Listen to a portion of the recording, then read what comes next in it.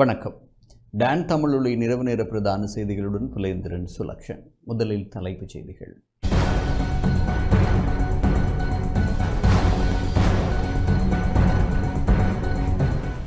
விளக்கமறியலில் வைக்கப்பட்டிருந்த முன்னாள் ஜனாதிபதி ரணில் விக்ரமசிங்கவிற்கு பிணை.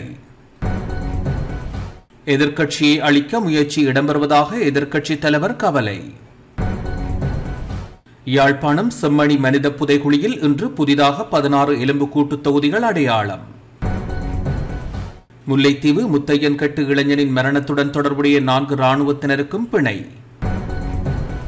திருகோணமலை சம்பூரில் மனித எச்சங்கள் மீட்கப்பட்ட வழக்கு எதிர்வரும் 2ஆம் திகதிக்கு ஒத்திவைப்பு. மலேரியா நோய் கடத்தப்படுவதை கட்டுப்படுத்தும் நோக்கில் சுகாதாரத்துறையினருக்கு கருத்தரங்கு.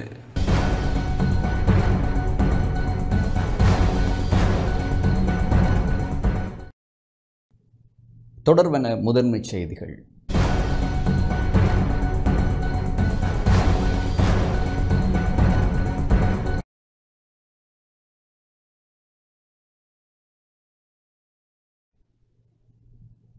முன்னாள் ஜனாதிபதி ரணில் விக்ரமசிங்கவிற்கு பிணை வழங்கப்பட்டுள்ளது. உள்நாட்டிலும் சர்வதேசத்திலும் பேசுபொருளாக மாறியிருந்த முன்னாள் ஜனாதிபதி ரணில் விக்ரமசிங்க கைது செய்யப்பட்டிருந்த விடயமானது தற்போது தணிந்துள்ளது.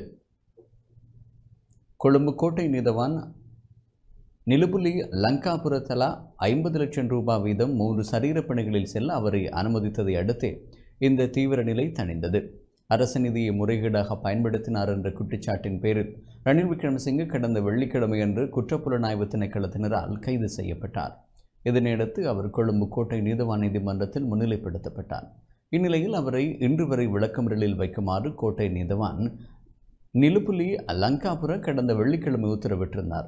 இன்றைய தினம் ரணில் விக்ரமசிங்க மீதான வழக்கு விசாரணை இடம்பெற்றிருந்தது. இதன் காரணமாக கொழும்பு கோட்டை நீதவான் நீதிமன்றத்தை அண்மித்த பகுதிகள் மற்றும் ஜனாதிபதி செயலகத்தை அண்டிய வீதிகளூடான போக்குவரத்துகள் மட்டுப்படுத்தப்பட்டிருந்தது. சில வீதிகள் மூடப்பட்டிருந்தன. அத்துடன் பாதுகாப்பும் பலப்படுத்தப்பட்டிருந்தது. ஒரு டிஸ்கஷன் அதே நேரம் ரணில் விக்ரமசிங்கவை விடுதலை செய்யுமாறு வலியுறுத்தி கொழும்பில் பல பகுதிகளிலும் இருந்து அவரது ஆதரவாளர்களும் அரசியல் பிரமுகர்களும் பேரணியாக கொழும்பு கோட்டை நீதவான் நீதிமன்றத்தை அண்மித்து பிரதேசங்களுக்கு பிரவேசித்தனர். கட்சி பேதமின்றி ஐக்கிய மக்கள் சக்தி, ஐக்கிய தேசிய கட்சி, ஸ்ரீலங்கா பொதுஜன பெரமுன, ஸ்ரீலங்கா சுதந்திர கட்சி உள்ளிட்ட பல கட்சிகளை அங்கத்துவப்படுத்த முன்னால் இந்நாள் நாடாளுமன்ற உறுப்பினர்கள் பிரவேசித்திருந்தனர். அத்துடன் தொழிற்சங்கங்கள், பொது அமைப்புகள் உள்ளிட்ட பலர் கலந்து கொண்டனர். அந்த ஆர்ப்பாட்டம் அதே நேரம் சில வழக்கு விசாரணை இடம்பெற்ற கோட்டை நீதவான் நீதிமன்றத்திற்குள் சென்றதுடன் சிலருக்கு அனுமதியும் மறுக்கப்பட்டது. பிரமுகர்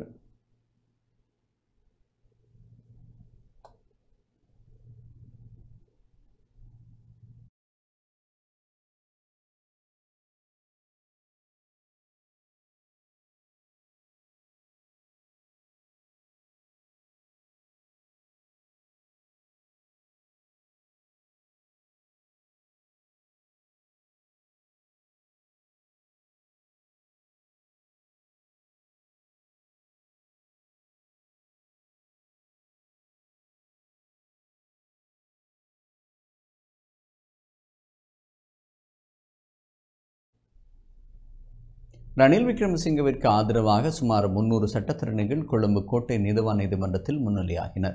ரணிலுக்கு எதிரான வழக்கு விசாரணை ஆரம்பமான போது அவர் நீதிமன்றத்தில் முன்னிலையாகவில்லை. இதன் காரணமாக அவர் நிகழ்நிலை ஊடாக நீதிமன்றத்தில் தோன்றினார். இதனையடுத்து குற்றப்புலனாய்வு திணைக்களம், சட்டமா அதிபர் திணைக்களம் மற்றும் பிரதிவாதிகள் தரப்பு சட்டத்திறனிகளால் சமர்ப்பணங்கள் முன்வைக்கப்பட்டன. இதன்போது சட்டமா அதிபர் திணைக்களம் சார்பில் முன்னிலையான மேலதிக மன்றாடியான நாயகம் திலீப ஃபீரிஸ் ரணில் விக்ரமசிங்கவிற்கு பிணை வழங்கக்கூடாது என கடுமையாக வாதிட்டார். இதனையடுத்து ரணில் சார்பில் முன்னிலையான சட்டத்திரணி சுகாதார பரிசோதனை, தமது கட்சிக்காரரின் உடல்நிலை குறித்து நீதவான் முன்னிலையில் வாதங்களை முன்வைத்தார். உயர் இரத்த அழுத்தம், மூச்சு திணறல், நீரிழிவு உள்ளிட்ட நோய் நிலைகளில் தீவிரம் தன்மையும் தமது கட்சிக்காரர் தொடர்ச்சியாக மருத்துவ கண்காணிப்பின் கீழ் உட்படுத்த வேண்டியதன் அவசியத்தையும் சுட்டிக்காட்டினார். முன்னாள் ஜனாதிபதியின் விஜயமானது உத்தியோகபூர்வமானது என்பதையும் அவர் முன்வைத்தார். அதனைத் தொடர்ந்து தமது பக்கவாதத்தை முன்வைத்த சிறைச்சாலைகள் சார்பான அலுவலர் பிரதிவாதி சார்பிலான உடல்நிலை தொடர்பான விடயங்களை மன்றுரைத்தார். இருதரப்பு சமர்ப்பணங்களை ஆராய்ந்த கொழும்பு கோட்டை நீதவான் நிலுபுலி லங்காபுர பிரதிவாதியின் நோய் நிலைமைகளை கருத்தில் கொண்டு பிணை வழங்கல் உத்தரவை பிறப்பித்தார். வழக்கு விசாரணை அக்டோபர் மாதம் 29ஆம் தேதி மீண்டும் விசாரணைக்கு எடுத்துக் கொள்ளப்பட உள்ளது.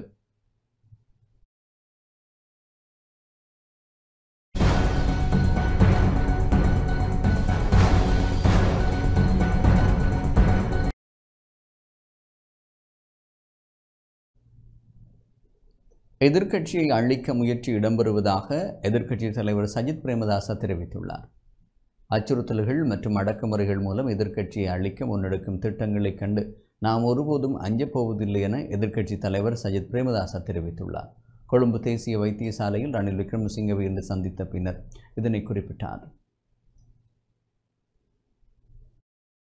දිගින් දිගටම අපිට පෙනෙනවා වර්තමාන රජය ප්‍රජාතන්ත්‍රවාදය හකුලා දැමීමේ எந்தவொரு சவாலையும் எதிர்கொண்டு ஜனநாயகத்தை பாதுகாக்கும் நோக்கத்துடன் ஜனநாயகத்தை இல்லாதொழிக்க எடுக்கும் சகல முயற்சிகளையும் முறியடிக்க மக்களுடன் ஒன்றிணைந்து வலுவான தலைமைத்துவத்தையும் வழிகாட்டுதலையும் பெற்றுத் தருவோம். குடிமக்களாக நமக்கு ஜனநாயக உரிமைகள், பேச்சு சுதந்திரம், கருத்து சுதந்திரம் மற்றும் அரசியலில் ஈடுபடும் சுதந்திரம் என்பன காணப்படுகின்றன. இந்த அச்சுறுத்தும் நடவடிக்கைகளை எதிர்த்து உறுதியாக நின்று நாட்டிற்காக நல்லதொரு நோக்கத்திற்காக அனைவரும் அணிதிரளுமாறு நாங்கள் கேட்டுக்கொள்கிறோம். இந்த நோக்கத்திற்காக பெற்றுத்தர முடியுமான உச்சபட்ச பாதுகாப்பையும் பக்கபலத்தையும் நாம் பெற்றுத் தருவோம். மக்களின் அடிப்படை உரிமைகளை பாதுகாக்க எதிர்க்கட்சி பூரண ஆதரவை பெற்றுத்தரும். அவ்வாறே அடக்குமுறை அச்சுறுத்தல்களுக்கு எதிராகவும் ஜனநாயகத்தை பாதுகாப்பதற்காகவும் நாம் அணிதிரள்வோம். இதற்கு தேவையான தலைமைத்துவத்தை வழங்குவோம். சட்டத்தை மதித்து நீதியை நிலைநாட்டும் செயற்பாட்டை பாதுகாத்து நீதிமன்ற சுதந்திரத்திற்காக வேண்டி நாம் முன்னிற்போம். ඒ වගේම විපක්ෂ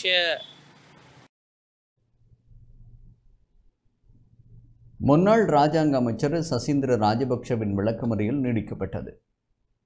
ஊழல் குற்றச்சாட்டின் பேரில் விளக்கமறியலில் உள்ள முன்னாள் இராஜாங்க அமைச்சர் சசீந்திர ராஜபக்ஷவை எதிர்வரும் 29ஆம் தேதி வரை விளக்கமறியலில் வைக்குமாறு கொழும்பு நீதவான் நீதிமன்றம் உத்தரவிட்டுள்ளது. லஞ்ச ஒழிப்பு ஆணைக்குழு அதிகாரிகள் மற்றும் பிரதிவாதி தரப்பு சட்டத்திறனிகள் முன்வைத்த வாத பிரதிவாதங்களை பரிசீலித்த பின்னர் கொழும்பு பிரதான நீதவான் அசங்க போதரகம இந்த உத்தரவை பிறப்பித்தார்.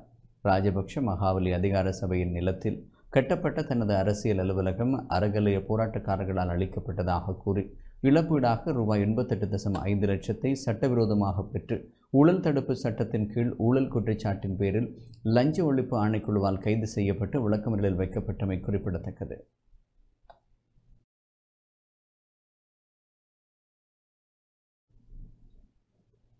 முன்னாள் அமைச்சர் ஹரின் பெர்னாண்டோ இன்று பதுளை நீதவான் நீதிமன்றத்தில் முன்னிலையானார்.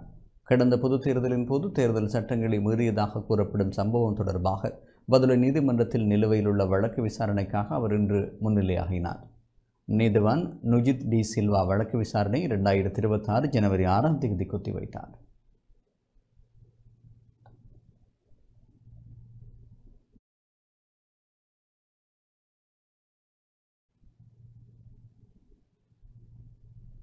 யாழ்ப்பாணம் செம்மணி மனித புதைகுழியில் இன்று புதிதாக 16 எலும்புக்கூட்டு தொகுதிகள் அடையாளப்படுத்தப்பட்டுள்ளன.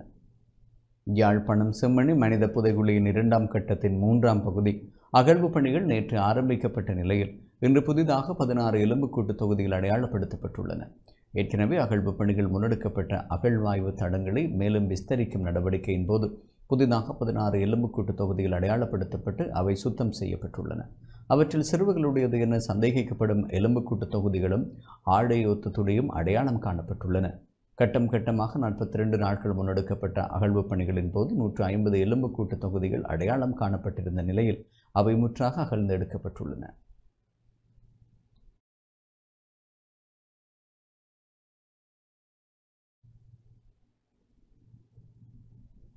மன்னார் காற்றாலைக்கு எதிரான போராட்டம் குழுவினர் இன்று மகஜர் கையளித்துள்ளனர். மன்னார் மாவட்டத்தில் காற்றாலை திட்டத்திற்கு எதிராக முன்னெடுக்கப்பட்டு வரும் போராட்டமானது இன்று 24வது நாளாக தொடர்கிற நிலையில் மன்னார் மாவட்ட செயலக வளாகத்தில் போலீசார் மற்றும் போராட்டக்காரர்களுக்கு இடையில் முரண்பாடு ஏற்பட்டது. இன்றைய போராட்டத்தில் அருட்தந்தை சக்திவேல் உள்ளடங்கலாக தென்பகுதியிலிருந்து வருகை தந்த மனித உரிமைகள் செயற்பாட்டாளர்கள் அருட்சகோதரிகள் பங்கேற்று ஆதரவு தெரிவித்தனர். மன்னார் மாவட்ட அபிவிருத்தி குழு கூட்டம் மாவட்ட செயலகத்தில் இடம்பெற்ற வேளை போராட்டக்காரர்கள் மற்றும் பொதுமக்கள் இணைந்து அபிவிருத்தி குழு தலைவர் மற்றும் அரசு அதிபர் உள்ளடங்கலாக நாடாளுமன்ற உறுப்பினர்களுக்கு மகஜர் ஒன்றை வழங்குவதற்கு மாவட்ட செயலகத்திற்குள் அமைதியான முறையில் நுழைந்த வேளை போலீசார் போராட்டக்காரர்களை வெளியேற்ற முயற்சித்தனர். இதன்போது போராட்டக்காரர்கள் வெளியேற முடியாது என தெரிவித்த நிலையில் போலீசாருக்கும் போராட்டக்காரர்களுக்கும் இடையில் முரண்பாடு ஏற்பட்டது.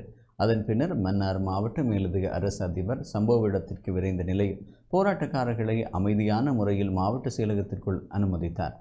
நீண்ட இடுவரைக்கு பின்னர் போராட்டக்காரர்கள் அபிவிருத்தி குழு தலைவர், அரசு அதிபர் மற்றும் நாடாளுமன்ற உறுப்பினர்களை சந்தித்து பல்வேறு கோரிக்கைகள் அடங்கிய மகஜரை கையளித்தனர். ஒரு நாட்டினுடைய அபிவிருத்தி திட்டம் என்பது அந்த நாட்டின் மக்களுடைய வாழ்வுக்கானது.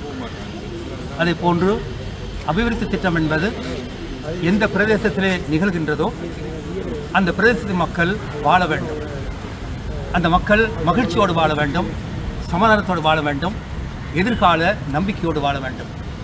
ஆனால் தற்போது இலங்கையில் நடந்து கொண்டிருக்கின்ற அபிவிருத்தியும் குறிப்பாக தமிழர் பிரதேசங்களிலே அபிவிருத்தி என்று செய்யப்படுகின்ற திட்டங்கள் எல்லாம் தமிழ் மக்களுடைய வாழ்வை பறிக்கின்ற அபிவிருத்தி திட்டங்களாகத்தான் இருக்கின்றன.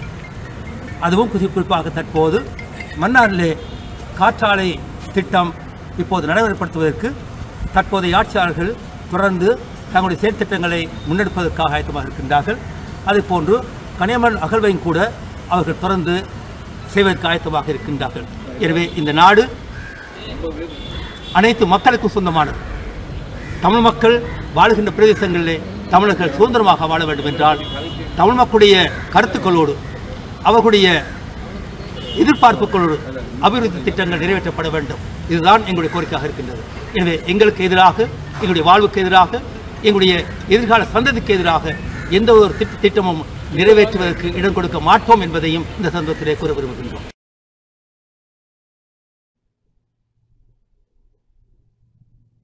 முல்லைத்தீவு முத்தையன் கட்டு இளைஞனின் மரணத்துடன் தொடர்புடைய 4 இராணுவத்தினருக்கும் இன்று பிணை வழங்கப்பட்டுள்ளது.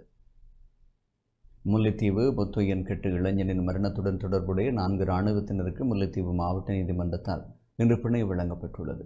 வழக்கு விசாரணை கடந்த 19ஆம் தேதி முல்லைத்தீவு மாவட்ட நீதவான் நீதிமன்றத்தில் எடுத்துக் கொள்ளப்பட்ட போது பாதிக்கப்பட்ட இளைஞன் சார்பில் ஜனாதிபதி சட்டத்திரணி எம்.ஏ. சுமந்திரன் உள்ளிட்ட சட்டத்திரணிகள் மன்றில் பிரசன்னமான நிலையில் குறித்த வழக்கு இன்றைய தினத்திற்கு திகதியிடப்பட்டது.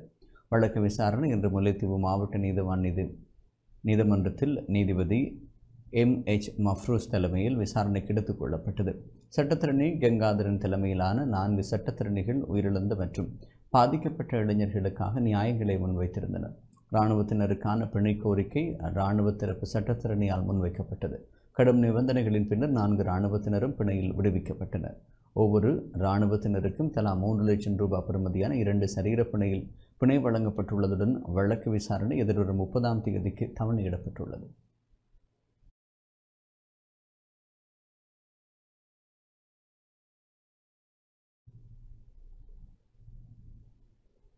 திருகோணமலை சம்பூரில் மனித எச்சங்கள் மீட்கப்பட்டமை தொடர்பான வழக்கு செப்டம்பர் 2ஆம் தேதி ஒத்திவைக்கப்பட்டுள்ளது. திருகோணமலை சம்பூரில் மனித எச்சங்கள் மீட்கப்பட்டமை தொடர்பான வழக்கானது மூதூர் நீதிமன்ற நீதவான் தஸ்னீம் ஃபவுசான் முன்னிலையில் இன்று விசாரணைக்கு எடுத்துக் கொள்ளப்பட்டது.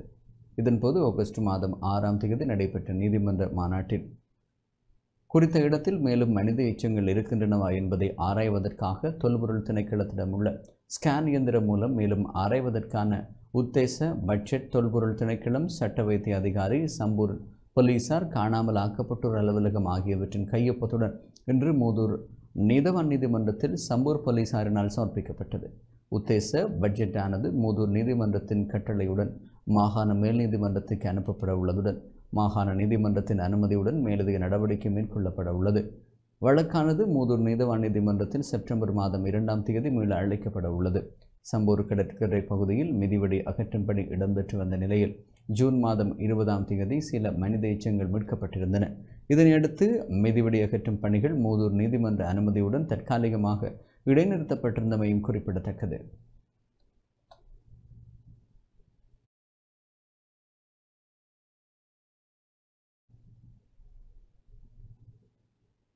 கிளிநொச்சி ஜெர்மன் தொழில் பயிற்சி நிலையத்தில் இன்று புதிய மாணவர்கள் வரவேற்கப்பட்டனர். கிளிநொச்சி ஜெர்மன் தொழில் பயிற்சி நிலையத்திற்கு புதிய மாணவர்களை வரவேற்கும் நிகழ்வு இன்று காலை இடம்பெற்றது.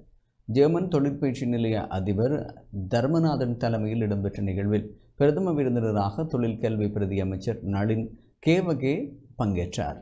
இந்நிகழ்வில் நாடாளுமன்ற உறுப்பினர் க. இளங்குமரன், கிளிநொச்சி மாவட்ட அரசு அதிபர் எஸ். முரளிதரன் ஆகியோரும் பங்கேற்றனர். புதிய மாணவர்களுக்கான அனுமதி அட்டைகளை பிரதி அமைச்சர் வழங்கி வைத்ததுடன் புதிய கற்கை நெறியான புதுப்பிக்கக்கூடிய சக்தி வளங்கள் தொடர்பான கற்கை நெறியையும் ஆரம்பித்து வைத்தார். இன்றைய தினம் ஜெர்மன் டெக்கில் புதிய மாணவர்களை இணைத்துக் கொள்ளும் நிகழ்வும் அதே நேரம் 2 தொழிற்கல்விகளை திறந்து வைத்துள்ளார் எமது பிரதி அமைச்சர் அவர்கள். இதுவரை காலமும் வடபகுதி இளைஞர்கள் இங்கே கல்வி கேட்பதற்கு வருவது குறைவு. சிங்கள இளைஞர்கள் அதிகமாக வந்திருந்தனர். ஒரு காலத்தில் பேசுபொருளாக இருந்தது. ஆனால் எமது பிரதமர் அவர்களும் இந்த இடத்திற்கு வருகை தந்து அவதானித்து இன்றைய தினம் இந்த கோர்ஸில் 60% தமிழ் இளைஞர்களை உள்வாங்கி இருக்கின்றோம். நாங்கள் உண்மையாக நினைக்கிறோம் யுத்தத்தால் பாதிக்கப்பட்டிருக்கிறது. அது கிளிநொச்சி பிரதேசம் என்பது பல யுத்தத்தால் வடுக்களால் பாதிக்கப்பட்டது. இங்கத்தே இளைஞர்களில் தொழிற்கல்வியில் மேம்படுத்துவதை இலக்காக நாங்கள் கொண்டு எதிர்வரும் காலத்தில் செயற்படுவோம். ஏனென்றால் நான் இன்றைய தினம் வந்து பார்த்தபோது இங்கே இருக்கிற வளங்களை பார்க்கும்போது இங்கே இருப்பவர்களுக்கு கூட இந்த வளங்களை பற்றி தெரியாது. எதிர்வரும் காலத்தில் இதை மேலும் மக்களுக்கு கொண்டு போய் சேர்த்து இங்கே கல்வி கற்கும் இளைஞர்களை உருவாக்குவதை இலக்கு. எமது அரசாங்கம் வடபகுதியில் கைத்தொழில் வலயங்களை அதிகளவான தொழிற்சாலைகளை கொண்டு வரப்போகிறது. 3 வருஷம் கல்வி கற்கின்றனர். எமக்கு நம்பிக்கை இருக்கிறது. அந்த இளைஞர்களுக்கு வேலை வாய்ப்புகளை உருவாக்குவதை இலக்காக கொண்டு எமது அரசாங்கம் செயற்படும். மலேரியா நோய் கட்டுப்படுத்துவதை கட்டுப்படுத்தும் நோக்கில் சுகாதாரத்துறையினருக்கு கருத்தரங்கு நடத்தப்படுகிறது. மலேரியா தொற்றுள்ள நாடுகளில் இருந்து இலங்கைக்கு மலேரியா கடத்தப்படுவதை தடுக்கும் முகமாக வைத்திய அதிகாரிகள் மற்றும் தாதி உத்தியோகஸ்தர்களுக்கு விசேட விழிப்புணர்வு கருத்தரங்கு 5 நாட்களுக்கு தொடர்ச்சியாக நடத்தப்படுகிறது. மட்டக்களப்பு பிராந்திய சுகாதார சேவைகள் பணிப்பாளர் பணிமனையில் உள்ள ஒன்றுகூடல் மண்டபத்தில் இந்த கருத்தரங்கு இடம்பெறுகின்றது. இன்றைய தினம் காத்தான்குடி, வாழைச்சேனை, ஈராவூர், களுவாஞ்சிக்குடி ஆகிய 4 ஆதார வைத்தியசாலைகள் மற்றும் ஆரையம்பதி, மகிழடிதீவு ஆகிய 2 பிரதேச வைத்தியசாலைக்கு பொறுப்பான வைத்திய அதிகாரிகள் மற்றும் தாதி உத்தியோகஸ்தர்கள் கருத்தரங்கில் பங்கேற்றனர்.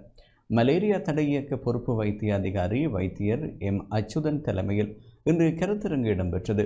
மலேரியா தடை இயக்க வைத்திய அதிகாரி வைத்தியர் காயத்ரி கௌரிபாலன் மற்றும் வைத்திய அதிகாரிகள், தாதி உத்தியோகஸ்தர்களும் கருத்தரங்கில் கலந்து கொண்டனர். மலேரியா நோயை பொறுத்த வரைக்கும் இலங்கையிலிருந்து மலேரியா நோய் 2016ஆம் ஆண்டுக்கு பிரகோலிக்கப்பட்டது என்று WHO எங்களுக்கு சர்டிஃபை பண்ணியிருக்குது. அது ஒரு பெரிய அச்சீவ்மெண்ட் இலங்கை நாட்டை பொறுத்த வரைக்கும். இருந்தாலும் 16 அந்த காலத்துக்கு பிற்பாட்டு இலங்கைக்குள்ள மலேரியா பரவுகை இல்லாமல் இருந்தாலும் வெளிநாட்டில் நோய்களை பெற்று இலங்கைக்கு வாரவர்கள எண்ணிக்கை கூடி குறைஞ்சு கொண்டு தான் இருக்குது. ஒரு சராசரியாக 30 தொடக்கம் சில வருடங்களில் 60 நோயாளர் வரைக்கும் ரிப்போர்ட் பண்ணப்பட்டிருக்கிறாங்க. இந்த நோயாளர்கள் சரியான முறையில் இனங்காணப்படாவிட்டால் திரும்பவும் நாட்டுக்குள்ளே மலேரியா தொற்று வந்து ஒரு பெரிய அவுட் பிரேக்காக கடந்த காலம் மாறி போகிறதுக்குரிய வாய்ப்புகள் நிறையவே இருக்குது. இந்த ரிஸ்கை குறைக்கும் பொருட்டு நாங்கள் இப்பொழுது சில நடவடிக்கைகளில் ஈடுபட்டு வரோம். மலேரியா கேம்பெயினை பொறுத்த வரைக்கும் நாங்கள் ரிஸ்க் குரூப்ஸ்ன்னு சொல்லி, அதாவது இப்படி வெளியில் போய் வரவங்க, அதோட தொடர்பு உள்ளவங்களை நாங்கள் தேடி கண்டுபிடிச்சி அவங்க வெளிநாடுகளுக்கு போய் வரக்குள்ளே அவங்களுக்குரிய ப்ரொஃபிலாக்சிஸை கொடுத்து அனுப்புகிறோம். அதே நேரத்தில் நாட்டுக்கு திரும்பி வரக்குள்ளே அவங்களுக்கு மலேரியா பரிசோதனை செய்கிறோம். இது ஒரு முறை. அடுத்தது, வெளிநாட்டுக்கு போய் வாராக்கள் அல்லது இலங்கையில் இருக்கக்கூடிய ஆக்கள் காய்ச்சலோடு வரக்குள்ளே நாங்கள் மலேரியாக்குரிய பரிசோதனைகளை செய்து கொடுக்குறோம். அப்போ இந்த விழிப்புணர்வை ஏற்படுத்தும் பொருட்டு நேற்றைய நாளில் நாங்கள் ஒரு ப்ரோக்ராமை செய்தோம்.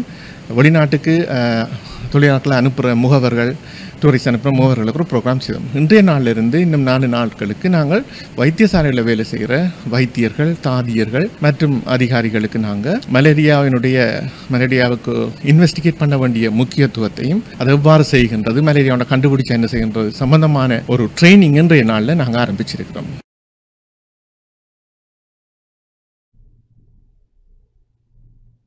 ஹட்டன் டன்பார் நகர்பகுதி அடுக்குமாடி தொடர்பில் நடவடிக்கை எடுக்கப்பட உள்ளது.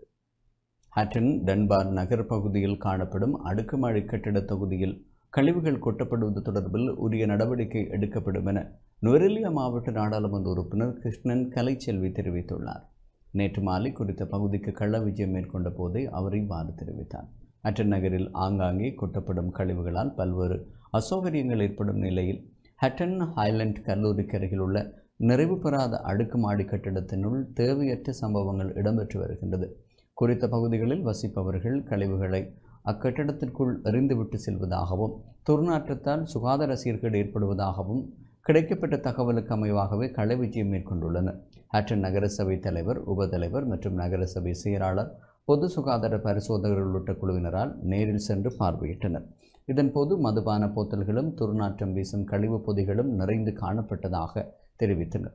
எனவே உரிய கட்டட உரிமையாளர்களுக்கு திறந்த வெளியில் காணப்படும் கட்டிடத்தை பாதுகாப்பான முறையில் வைக்க கோரி நகரசபையூடாக கடிதம் அனுப்பி வைக்கப்படும் எனவும், அதன் பின்னரும் பாதுகாப்பற்ற முறையில் இவ்வாறு அனாவசிய விடயங்கள் இடம்பெறுவதற்கான ஏதுவான வகையில் இக்கட்டிடம் இருக்கும் பட்சத்தில் சட்ட ரீதியிலான நடவடிக்கை எடுக்கப்படும் எனவும் நாடாளுமன்ற உறுப்பினர் கிருஷ்ணன் கலைச்செல்வி தெரிவித்துள்ளார்.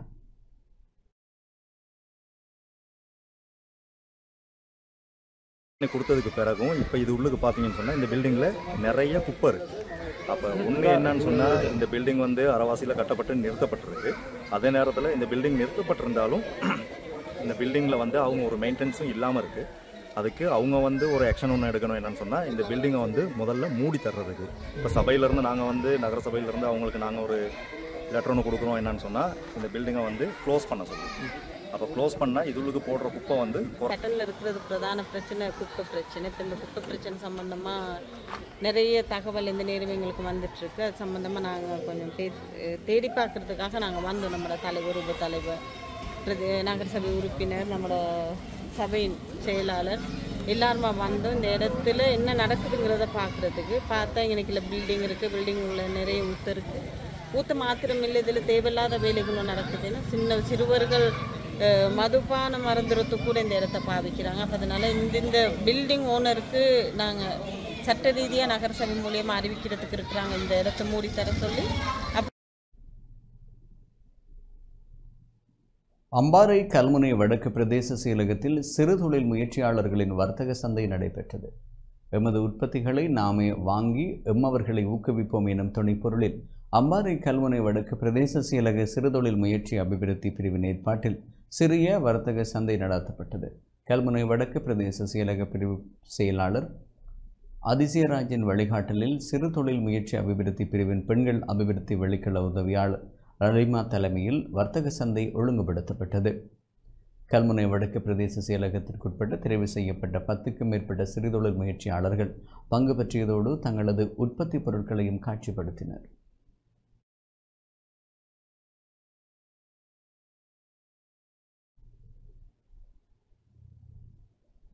ஜனநாயகத்தை அளிக்கும் சதி முயற்சிகளுக்கு சர்வஜன அதிகாரம் கட்சி எதிர்ப்பு வெளியிட்டுள்ளது. ஜனநாயகத்தை அளிக்கும் சதி முயற்சிகளுக்கு சர்வஜன அதிகாரம் கட்சி முழுமையான எதிர்ப்பை தெரிவிப்பதாக சர்வஜன அதிகாரம் கட்சியின் தலைவரும் நாடாளுமன்ற உறுப்பினருமான திலிப் ஜெயவீர தெரிவித்துள்ளார். கொழும்பில் நேற்று இடம்பெற்ற செய்தியாளர் சந்திப்பிலேயே அவர் இதனை தெரிவித்தார். චෝදනා එල්ල වෙමින් පවතිනවා. ඔවුන්ගේ අතීත ක්‍රියාකාරකම් පිළිබඳ නඩු කටයුතු පැවරමින් තියෙනවා. සමස්තයක් හැටියට ඔවුන්ගේ දේශ மனித சமூகத்துடன் தொடர்பு கொள்ளும் போது தற்போது ஊழல் ஒரு சாதாரண விடயமாக பார்க்கப்படுகின்றது. மக்களின் விருப்போ எதிராக எதையும் செய்ய முடியாது. தற்போதைய காலகட்டத்தில் அப்பாவி மக்களின் கோரிக்கைகள் சவாலான விடயங்களாக மாறியுள்ளன. அமைச்சர்களுக்கு எதிராக கடுமையான குற்றச்சாட்டுகள் முன்வைக்கப்பட்டுள்ளன. திருடர்கள் இருந்தால் அவற்றை பிடிக்க வேண்டும். பட்டலந்த அறிக்கை தொடர்பான தண்டனைகளும் மத்திய வங்கி மோசடி குறித்த நடவடிக்கைகளும் எடுக்கப்பட்டால் நாம் எந்த எதிர்ப்பையும் வெளியிடப் போவதில்லை. ஆனால் ஜனநாயகத்தை அளிக்கும் சதி முயற்சிகளுக்கு சர்வஜன அதிகாரம் கட்சி முழுமையான எதிர்ப்பை தெரிவிக்கின்றது. தற்போது ரணில் விக்ரமசிங்கவின் நிலைமை அவர் செய்த அரசியல் சதி முயற்சிகளின் விளைவாக அவர் தானே ஒரு பலியாடாகி விட்டாரோ என்ற சந்தேகத்தை தோற்றுவித்துள்ளது. எனவே இந்த நாட்டின் மக்களை ஒன்றிணைத்து போராட்டத்துக்கு தயாராக அழைப்பு விடுக்கின்றோம். ஜனநாயகத்தை பாதுகாக்க வேண்டுமென்றால் நாங்கள் அங்கே நிச்சயமாக நிற்போம். நீதிமன்ற செயல்முறைகள் அரசியல் நோக்கத்திற்காக தவறாக பயன்படுத்தப்படுகின்றன என்ற உணர்வு மக்களிடையே உருவாகியுள்ளது. මේ රටේ මිනිස්සු මේ රට දියුණු වෙනවා දකින්න මිනිස්සු මේ මව්බිමට ආදරය කරන මිනිස්සු කොතරම් ප්‍රාර්ථනා කරන්නේ නැද්ද මේ இலங்கை சுங்கத் திணைக்களத்தின் புதிய பணிப்பாளர் நாயகம் நியமிக்கப்பட்டார். இலங்கை சுங்கத் திணைக்களத்தின் புதிய பணிப்பாளர் நாயகமாக ஜீவலி அருக்கோடு நியமிக்கப்பட்டுள்ளார். அதன்படி சீவலி அருக்கோடு 45வது சுங்க பணிப்பாளர் நாயகமாக பொறுப்பேற்றார். சீவலி அருக்கோடு சுங்க திணைக்களத்தின் ஊடக பேச்சாளராகவும் பணியாற்றியிருந்தமை குறிப்பிடத்தக்கது.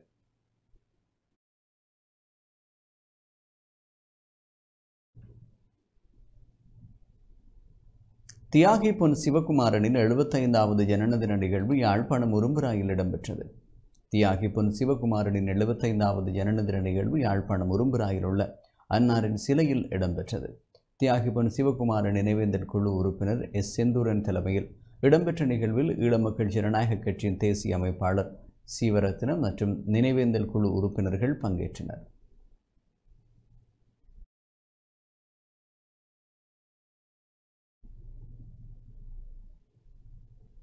சர்வதேச காணாமலாக்கப்பட்டோர் தினத்தில் வடகிழக்கில் முன்னெடுக்கப்படவுள்ள போராட்டத்திற்கு ஆதரவு வழங்குமாறு முல்லைத்தீவு மாவட்ட காணாமலாக்கப்பட்டவர்களின் உறவினர்கள் கோரிக்கை விடுத்துள்ளனர்.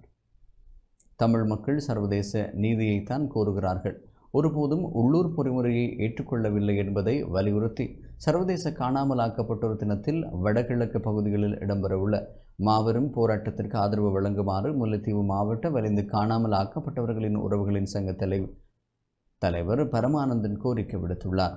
சர்வதேச வலிந்து காணாமல் ஆக்கப்பட்டோர் தினமான எதிர்வரும் 30ஆம் தேதி சர்வதேச நீதியை கோரி வடக்கு கிழக்கில் மாபெரும் கவனஈர்ப்பு போராட்டம் ஒன்று முன்னெடுக்கப்பட உள்ளது. இது தொடர்பில் இன்று காலை முல்லைத்தீவு ஊடக அமையத்தில் முல்லைத்தீவு மாவட்ட வலிந்து காணாமல் ஆக்கப்பட்டவர்களின் உறவினர்களூடாக சந்திப்பு ஒன்றை நடத்தி குறித்த போராட்டத்திற்கு ஆதரவு கோரியிருந்தனர். 8ஆம் மாதம் 30ஆம் தேதி 2025 அன்று சர்வதேச காணாமலாக்கப்பட்ட தினம். அந்த தினத்திலே வடக்கிலும் கிழக்கிலும் தமிழ் தேச பரப்பிலே காணாமலாக்கப்பட்ட நாங்கள் கிழக்கு மாகாணத்திலே கல்லடியிலிருந்து காந்தி பூங்கா வரையும், வடக்கு மாகாணத்திலே கட்டுப்பூங்காவிலிருந்து செம்மணி வரைக்கும் பாரிய ஒரு ஆர்ப்பாட்டத்தை நடாத்த உள்ளோம். அனைத்து தரப்பினரையும் இந்த போராட்டத்தில் கலந்து எங்களுக்கு ஆதரவளித்து தமிழ் மக்கள் சர்வதேச நீதியைத்தான் கோருகின்றார்கள், ஒரு நாளும் உள்ளூர் பொறிமுறையை ஏற்றுக்கொள்ளவில்லை என்ற மனங்களை வெளிப்படுத்தக்கூடிய விதத்திலே தமிழ் பரப்பில் உள்ள தமிழ் தேசிய அரசியல் கட்சிகள், சமூக ஆர்வலர்கள், சமூக இயக்கங்கள், சிவில் சமூக அமைப்புகள், மீனவர் சங்கங்கள் அனைத்து மக்களையும் மிகவும் பணிவன்புடன் நாங்கள் கேட்டுக்கொள்வது, இந்த சர்வதேச தினத்திலே தமிழர்களாகிய நாம் எங்களுக்கு நடந்த இன்னல்களையும் இன அழிப்புகளையும் ஒவ்வொன்றாக பட்டியலிடக்கூடியதாக இருக்கின்றது. கிழக்கு மாகாணத்திலே பல படுகொலைகள் நேரடியாக பார்க்கக்கூடியதாக இருக்கின்றது. முல்லைத்தீவு மாவட்டத்திலே ஒசியமலையிலே துவங்கி பவுனிக்குளம் வரையும், இறுதியாக முத்தையங்கட்டு குளம் வரைக்கும் இராணுவத்தினால் படுகொலை செய்யப்பட்டவர்கள் பல புதைகுழிகள். செம்மணி புதைகளை எடுத்துக்கொண்டால் ஒரு வயதுக்கு உட்பட்ட பிள்ளை என்ன குற்றம் செய்திருக்கின்றது? அந்த குற்றம் அவர்களை கொலை செய்தவருடைய நோக்கம் என்ன? இந்த இனத்தை அழிக்க வேண்டும் என்பதை தவிர வேறு ஒன்றும் இல்லை.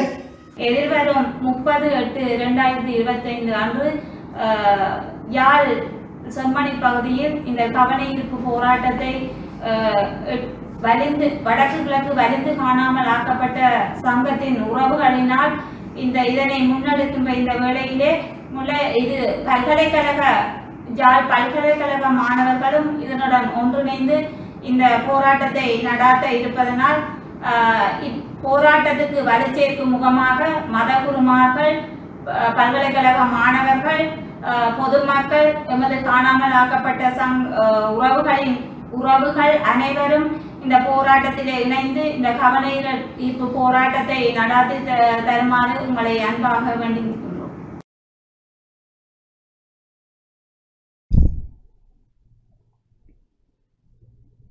சர்வதேச வலிந்து காணாமலாக்கப்பட்டோர் தினத்தை முன்னிட்டு எதிர்வரும் 30ஆம் தேதி மட்டக்களப்பில் முன்னெடுக்கப்பட உள்ள போராட்டத்திற்கு ஆதரவு அளிக்குமாறு வாழைச்சேனை ஈராவூர் பற்றி பிரதேச சபை உறுப்பினர்கள் அழைப்பு விடுத்துள்ளனர்.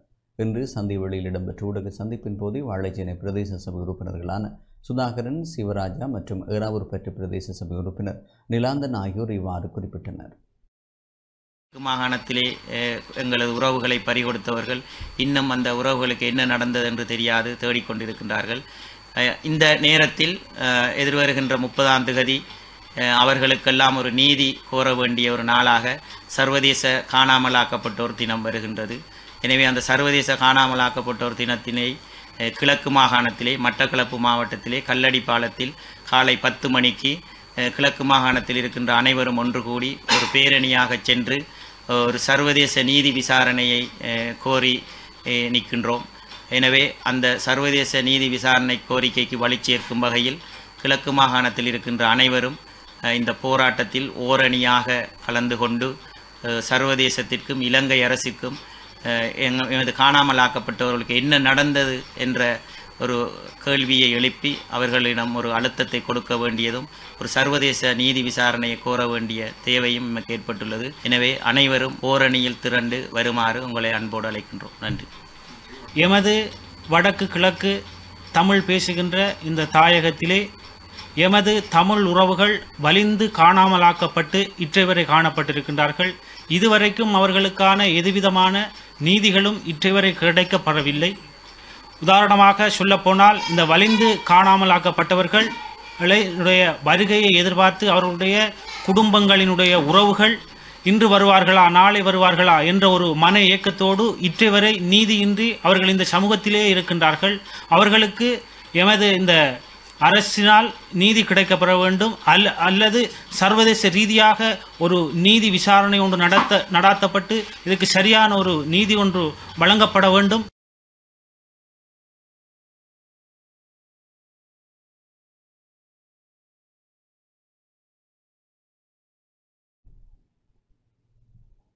மன்னார் மாவட்ட ஒருங்கிணைப்பு குழு கூட்டம் இன்று இடம்பெற்றது. மன்னார் மாவட்ட ஒருங்கிணைப்பு குழு கூட்டம் ஒருங்கிணைப்பு குழு தலைவர் உபாலி சமரசிங்க மற்றும் வடமாகாண ஆளுநர் மன்னார் மாவட்ட ஒருங்கிணைப்பு குழுவின் இணைத்தலைவருமான நா வேதநாயகன் தலைமையில் மாவட்ட செயலக கேட்போர் கூடத்தில் இடம்பெற்றது. இந்த கூட்டம் மன்னார் மாவட்ட அரசு அதிபர் கனகேஸ்வரனின் நெறிப்படுத்தலில் இடம்பெற்றது. மாவட்ட செயலாளரின் வரவேற்புரையை தொடர்ந்து பிரதி அமைச்சர் உபாலி சமரசிங்க ஆரம்ப உரை நிகழ்த்தினார். அதிகாரிகளுக்கு போதுமான காலம் வழங்கப்பட்டுள்ளதாகவும் அவர்கள் நேர்மையாக செயற்பட தவறினால் விளைவுகளை எதிர்கொள்ள தயாராக இருக்க வேண்டும் எனவும் பிரதி அமைச்சர் உபாலி சமரசிங்க தெரிவித்துள்ளார். மாவட்ட ஒருங்கிணைப்பு குழுவின் அனுமதிக்கான திட்டங்கள் சமர்ப்பிக்கப்பட்டதுடன் கடந்த கூட்டத்தில் ஆராயப்பட்ட விடயங்களின் முன்னேற்றங்கள் குறித்தும் ஆராயப்பட்டன. வனவள திணைக்களம் மற்றும் வனஜீவராசிகள் திணைக்களத்தின் பிரச்சினைகள் தொடர்பில் நீண்ட கலந்துரையாடல் நடைபெற்றது. இந்த விடயம் தொடர்பில் ஜனாதிபதியின் கவனத்திற்கு கொண்டு செல்லப்பட்டு மாவட்ட ரீதியிலான குழுக்கள் அமைக்கப்பட்டு மக்களின் காணிகள் விடுவிக்கப்படும் என்று உறுதிமொழி வழங்கப்பட்டுள்ளதாக ஆளுநர் குறிப்பிட்டார். ஆசிரிய இடமாற்றம், ஆயுர்வேத வைத்தியர்கள் வெற்றிடம் நிரப்பப்படாமை தொடர்பிலும் பல்வேறு கருத்துக்கள் முன்வைக்கப்பட்டன. மன்னார் மாவட்ட பொது வைத்தியசாலையை மத்திய அரசிடம் கையளிப்பது தொடர்பான விவகாரம் ஆராயப்பட்டு பல்வேறு கருத்துக்கள் முன்வைக்கப்பட்டன. இது தொடர்பான விவகாரத்தை ஆளுநரிடம் பொறுப்பளிப்பது என மாவட்ட ஒருங்கிணைப்பு குழு தலைவர் உபாலி சமரசிங்க தெரிவித்துள்ளார். இந்த கூட்டத்தில் நாடாளுமன்ற உறுப்பினர்களான செல்வம் அடைக்கலநாதன், ரிசாட் பதியுதீன், ஹாதர் மஸ்தான், சத்தியலிங்கம், ஜெகதீஸ்வரன், திலகநாதன், ரவிகரன், முத்து முகமட் மற்றும் உள்ளூராட்சி மன்ற தவிசாளர்கள், வடக்கு மாகாண அமைச்சுக்களின் செயலாளர்கள், திணைக்கள தலைவர்கள், மாவட்ட சில உத்தியோகஸ்தர்களும் பங்கேற்றனர். இந்த கூட்டத்திலே பல்வேறுபட்ட தீர்மானங்கள் எடுக்கப்பட்டது. அதாவது பல்வேறுபட்ட தீர்மானங்களுக்கு அனுமதி வழங்கப்பட்டது. உதாரணமாக 2 தினங்களுக்கு முன்பு 200 மில்லியன் ரூபாய் விசேட நிதி மன்னார் மாவட்டத்துக்கு ஒதுக்கப்பட்டுள்ளது. கிராமிய வீதிகளை புனரமைப்பதற்காக அது தொடர்பாக கலந்துரையாடப்பட்டது. அது மட்டுமில்லாமல் மன்னார் மாவட்டத்துக்கு வடமாகாணத்திலே அதிகூடிய நிதி வீதி புனரமைப்பதற்காக வழங்கப்பட்டிருக்கின்றது. ரூபாய் 2 பில்லியன் வழங்கப்பட்டிருக்கின்றது வீதிகள் அமைப்பதற்காக. அதிலே முக்கியமான பிரதானமான வீதிகள் அமைக்கப்பட இருக்கின்றன. அதன் பிரதானமான வீதியாக முள்ளிக்குளம் மற்றும் பள்ளமடு வீதி கிட்டத்தட்ட 16 கிலோமீட்டருக்கு மேற்பட்ட வீதி 800 மில்லியன் ரூபாய் செலவிலே முழுமையாக அமைக்கப்பட உள்ளது. அது மட்டுமில்லாமல் ஏனைய வீதிகள் இங்கே அமைக்கப்பட இருக்கின்றன. அதைவிட பல்வேறுபட்ட திணைக்களங்களுக்கு நிதிகள் வழங்கப்பட்டிருக்கின்றன. அவற்றுக்கான அனுமதிகளும் வழங்கப்பட்டிருக்கின்றது. இதைவிட விசேடமாக வனவிலங்கு திணைக்களம், அதே போல ஃபாரஸ்ட் டிபார்ட்மெண்ட் போன்றவற்றின் பிரச்சனைகளும் கலந்தாலோசிக்கப்பட்டது. கல்வி சார்ந்த பிரச்சனைகளாக கல்வி துறையிலே காணப்படுகின்ற ஆசிரியர் பற்றாக்குறை, ஏனைய விடயங்கள் தொடர்பாகவும் சுகாதாரத்துறையிலே காணப்படுகின்ற பிரச்சனைகள் தொடர்பாகவும் இந்த கூட்டத்திலே ஆராயப்பட்டது.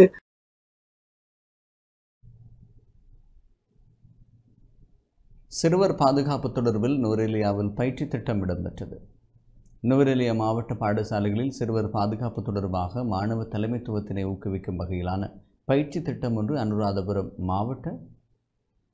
நுவரெலியா மாவட்ட செயலாளர் துஷாரி தென்னகொன் தலைமையில் நேற்று நுவரெலியா மாவட்ட செயலக பிரதான மண்டபத்தில் நடைபெற்றது.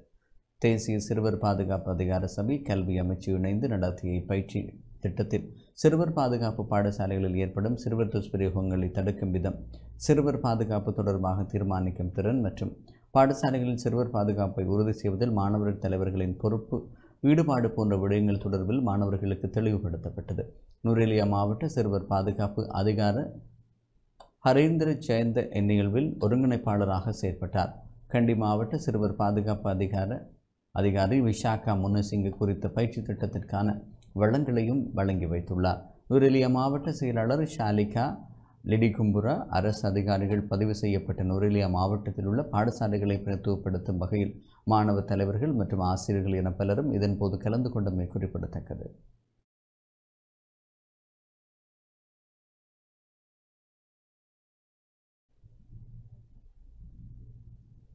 மட்டக்களப்பில் மனநல ஆரோக்கியம் தொடர்பான மீளாய்வு கூட்டம் இடம்பெற்றது.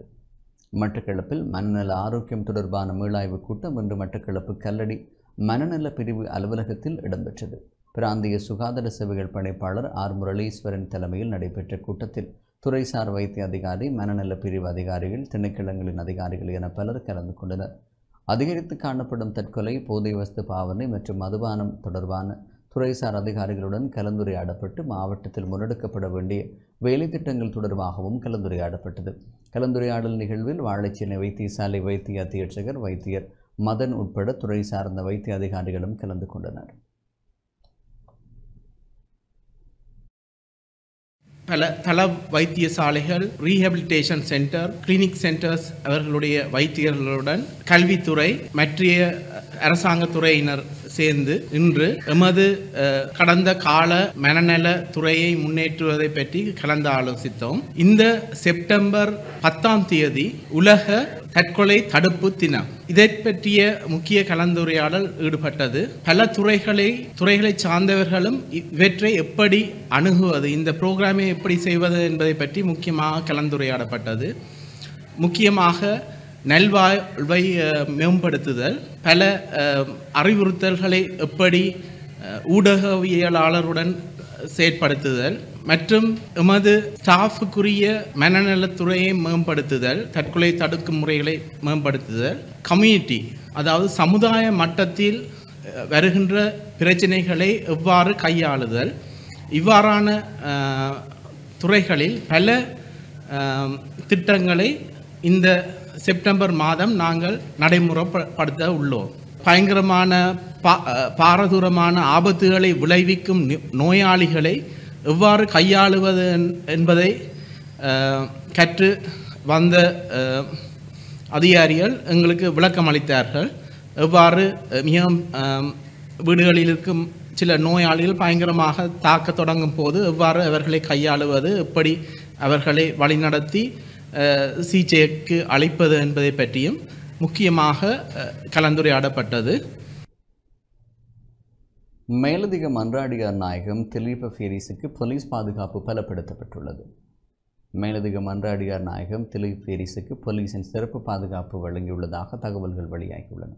தற்போதைய அரசியல் சூழ்நிலையை கருத்தில் கொண்டு அவருக்கு பாதுகாப்பு வழங்கப்பட்டதாக தெரிவிக்கப்பட்டுள்ளது. முன்னாள் ஜனாதிபதி ரணில் விக்ரமசிங்கவுக்கு எதிரான உயர்மட்ட விசாரணைகள் இடம்பெற்று வருகின்றன. இந்த வழக்கில் சட்டமா அதிபர் சார்பில் மேலதிக மன்றாடியார் நாயகம் திலீப் ஃபேரிஸ் முன்னிலையாகி வருகின்றமை குறிப்பிடத்தக்கது.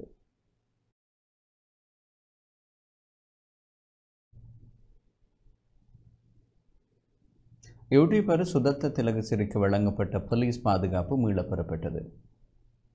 சமூக ஆர்வலரும் யூடியூபருமான சுதத்த திலகசிறிக்கு வழங்கப்பட்ட போலீஸ் பாதுகாப்பு மீளப்பெறப்பட்டுள்ளது. தனது உயிருக்கு அச்சுறுத்தல் இருப்பதாக கூறி போலீசில் முறையிட்டதை அடுத்து திலகசிறிக்கு முன்னர் பாதுகாப்பு வழங்கப்பட்டது. இருப்பினும் அவரது பாதுகாப்பிற்கு நம்பகமான அச்சுறுத்தல் இல்லை என்று புலனாய்வு அறிக்கைகள் முடிவு செய்ததைத் தொடர்ந்து அவருக்கான பாதுகாப்பு மீளப்பெறப்பட்டுள்ளதாக தெரிவிக்கப்பட்டுள்ளது. முன்னாள் ஜனாதிபதி ரணில் விக்ரமசிங்கே கைது செய்யப்படுவதற்கு முன்னரே அவர் கைது செய்யப்படுவார் என்று தமது யூடியூப் தளத்தில் கருத்து வெளியிட்டார் என்ற குற்றச்சாட்டு திலகசிறியின் மீது சுமத்தப்பட்டுள்ளது.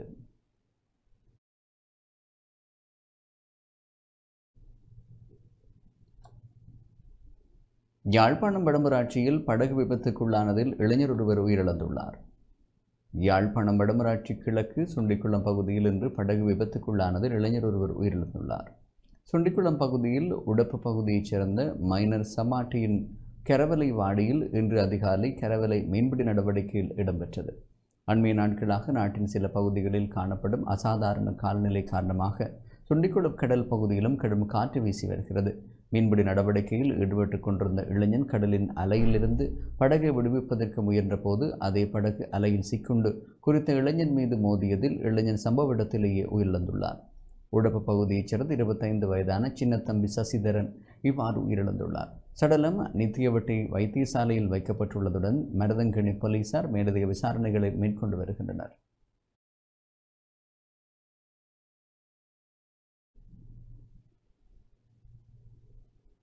முல்லைத்தீவு தேவிபுரம் கிராம அலுவலர் பிரிவில் சேவையாற்றி கிராம அலுவலர்களை கௌரவிக்கும் நிகழ்வு சிறப்பாக இடம்பெற்றது. முல்லைத்தீவு தேவிபுரம் கிராம அலுவலர் பிரிவில் சேவையாற்றி இடமாற்றம் பெற்றுச் சென்றுள்ள கிராம அலுவலர்களுக்கான சேவை நலன் பாராட்டு விழாவும் மதிப்பளிக்கும் நிகழ்வும் சிறப்பாக இடம்பெற்றது.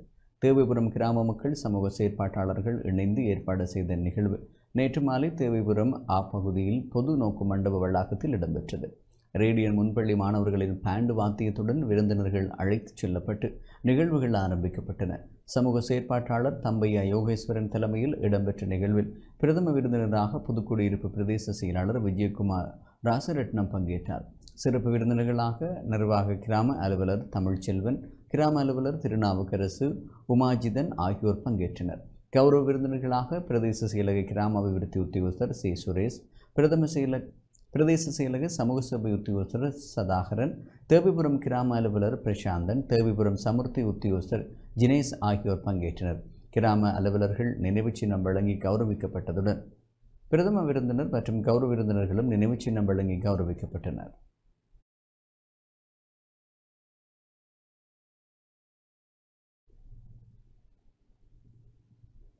நுண்கடன்களால் மக்களுக்கு பாதிப்பு ஏற்படுவதற்கு இடமளிக்க முடியாது என மட்டக்களப்பு மண்முனை தென்னெருவில் பெற்ற பிரதேச சபை தவிசாளர் தெரிவித்துள்ளார். நுண்கடனால் மக்களுக்கு ஏற்படும் பாதிப்புகளுக்கு எதிர்காலத்தில் இடமளிக்க முடியாத வகையில் பிரதேச சபை செயற்படும் என மட்டக்களப்பு மண்முனை தென்னெருவில் பெற்ற பிரதேச சபை தவிசாளர் வினோராஜ் தெரிவித்துள்ளார். மண்முனை தென்னெருவில் பெற்ற பிரதேச சபைக்கு உட்பட்ட நிதி நிறுவனங்களுடனான கலந்துரையாடலின் போதே அவர் இவ்வாறு குறிப்பிட்டார். முதல் எஸ்டிஎஃப் போலீஸ் நிற்கிற மாதிரி இப்போ ஒவ்வொரு ரோட்டாலையும் பாருங்க, களத்தில் ஒரு சைக்கும் ஒரு இது மோட்டைக்கு இல்லை, பின்னுக்கு ஒரு பேக் கொண்டு சனம் எஸ்டிஎஃப் போலீஸை கண்டா முதல்ல 30 வருஷம் போராட்டத்தில் ஓடுமே ஜனங்கள், அதை விட ஜனங்கள் ஓடுது. வாழ்வாதாரத்தை உயர்த்தோட்டு வாழ்வாதாரமே இல்லை, ஆக்கள் ஒருத்தருக்கும் ஜனமும் இல்லை. காலமையிலும் வீட்டில் ஆக்கள் எல்லாம் ஓட்டம். எந்த மன்மோகன் நெறி பற்றிக்குள்ள வந்த ஒரு நிதி நிறுவனமாக இருக்கணும், லீசிங் கம்பெனியாக பேங்காகவும் இருக்கட்டும், அனைத்தும் எங்கிட்ட இந்த ரேட்டில் இந்த லைசன்ஸ் இருந்தால் மட்டும்தான் நீங்கள் எங்கள்ட எல்லைக்கு உட்பட்ட எந்த இடத்துலையாவது ஒரு கதிரையும் மேசையும் போட்டு ஒரு கம்ப்யூட்டரையும் போட்டு இந்த நிதி கையாடலை நடத்தலாம். இதுதான் இலங்கை சட்டம். இல்லை நீங்கள் ஆங்கிலத்தில் நீங்கள் சிங்களத்தில் அது பிரச்சனை இல்லை. தமிழில் இனி இண்டையிலிருந்து இனி வரும் காலங்களில் தமிழில் இருக்கணும். ஒரு சனகத்துக்கு ஒன்றுமே தெரியாது, எல்லாத்தையும் சைன் பண்ணி தெரியுது. ஓந்தாச்சி மடத்தில் நடந்த பிரச்சனை உங்களுக்கு தெரியும். கிழமை லோன் கொடுக்கலாது, இது வட்டிக்கு கொடுக்குற இடம் இல்லை, கிழமை லோன் கொடுக்கலாது.